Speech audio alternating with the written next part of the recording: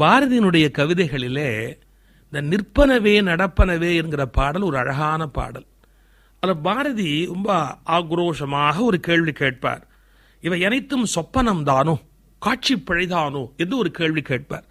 இந்த காட்சி பிழைங்கிற வார்த்தை எவ்வளவு அழகான அச்சுப்பிழை எழுத்துப்பிழை மாதிரி கண்ணுக்கு தெரிகிற காட்சி பிழை. அதாவது இது தவறாக தெரிகிறதா அல்லது தெரிவது தவறு என்று விவேகமாக தெரிகிறதா யோசிக்க வேண்டிய ஒரு பெரிய கேள்வி. காட்சி பிழைதானோ என்று பாரதி கேட்பார். அதாவது வாழ்க்கையே ஒரு கனவு, மித்யை என்று சொல்வார்கள், மாயை. இந்த சொப்பனம் வெறும் கனவு, விழித்துக் கொள்ளுங்கள் என்பது அத்வைத பிலாசபி, அத்வைத தத்துவம்.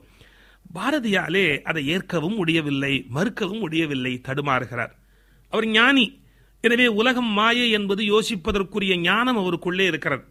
ஆனால் உலக வாழ்வில் ஜெயிக்க வேண்டும் என்கிற ஆசை உடையவர். எனவே அது நிலைதானோ என்கிற கவலையும் உடையவர். அந்த தடுமாற்றம் அந்த பாடல் முழுவதும் தெரியும். நான் ஒன்று சொல்ல விரும்புகிறேன். வாழ்க்கையில் வாழுகிற போது வெற்றி பெற வேண்டும் என்ற ஆசையோடும் வைராகியத்தோடும் வாழ வேண்டும். ஆனால் ஒரு நாள் வரும், இவையெல்லாம் கனவுதான் என்கிற விழிப்பும் உள்ளத்திலே இருந்து வரும். அது வருகிற வரையில் செயற்கையாக ஞானி போல் நடிக்காதே. ஞானம் வருகிற போது ஞானியாக இரு, வராத வரையில் ஞானி போல் நடிப்பது மிகப்பெரிய பழி. ஆனால் ஒன்று, இது உண்மை என்பதை புரிந்து கொள்ள வேண்டும். எப்படி? இந்த உலகம் பொய் என்கிற உண்மையை புரிந்து கொள்ள வேண்டும். ஒரு நல்ல கதை. தேம்ஸ் நதி லண்டனிலே ஓடிக்கொண்டிருக்கிறது. அந்த தேம்ஸ் நதியில் ஒரு அழகு என்னென்றால், அந்த கரையிலே சிமெண்ட் வைத்து கட்டியிருப்பார்கள். ஒரு 5-6 பேர் உட்காரக்கூடிய வகையில் அந்த கரை முழுவதும் பலகையாக கட்டி வைத்திருப்பார்கள். ஊருக்குள்ளே லண்டனிலே ஓடிக்கொண்டிருக்கும் தேம்ஸ் நதி. அந்த கட்டை பலகையில சிமெண்ட் பலகை பெஞ்சு மாறி அதில் ஒரு பிச்சைக்காரன் படுத்திருக்கிறார். லண்டனிலும் பிச்சைக்காரன் உண்டு, படுத்திருக்கிறார். அந்த கட்டை பலகையில படுத்திருக்கிறார். இரவு குளிர்கிறது. ஒரு கிழிந்த போர்வை இழுத்து இழுத்து போற்றி பார்க்கிறான். அவனாலே போற்றிக் கொள்ள முடியவில்லை. அந்த நேரத்தில் ஒரு அழகான கார் அந்த கரையிலே நிற்கிறது. அப்படி நின்ற உடனே அதிலிருந்து ஒரு அழகான இளம்பெண் இறங்கி வருகிறாள். இந்த பிச்சைக்காரனை நோக்கி வருகிறாள். இவனுக்கு ஒரே ஆச்சரியம். வந்தவள் மெல்ல இவனோடு பேசுகிறாள்.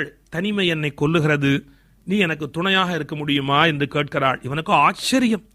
அவளுடைய அழகான சொகுசு காரிலே ஏறி புறப்பட்டான். அவளுடைய வீட்டுக்கு போகிறான். நல்ல அருமையான உணவு தயாராக இருக்கிறது.